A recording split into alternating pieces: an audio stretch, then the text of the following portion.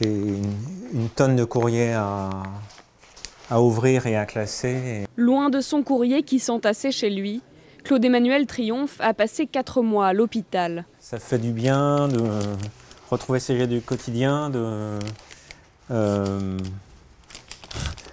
manger ce qu'on veut manger, de faire la vaisselle. Théâtre, restaurant, promenade. Depuis son retour le week-end dernier, cet ancien inspecteur du travail enchaîne les activités. J'ai une espèce d'appétit de faire plein de choses soit nécessaires, soit agréables. Une soif de vivre après avoir frôlé la mort. Le 13 novembre, il venait de s'installer à la Bonne Bière lorsque les terroristes ont frappé ce bar-restaurant. Il est touché aux pieds, à la jambe, à la hanche et au bras. J'ai conscience d'être un miraculé.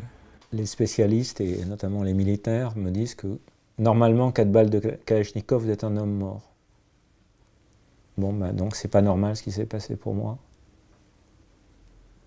C'est plutôt bien.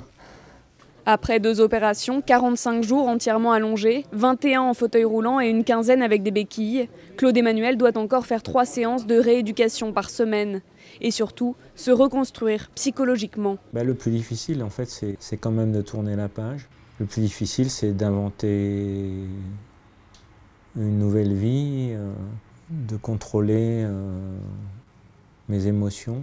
S'il a suivi l'arrestation de Salah Abdeslam vendredi dernier, il n'en attend pas grand-chose. Je n'éprouve aucun sentiment de haine par rapport à tous ces hommes qui ont fait ça. J'éprouve beaucoup plus de la peine pour eux, pour ce qui les a amenés à devenir les monstres qu'ils ont été.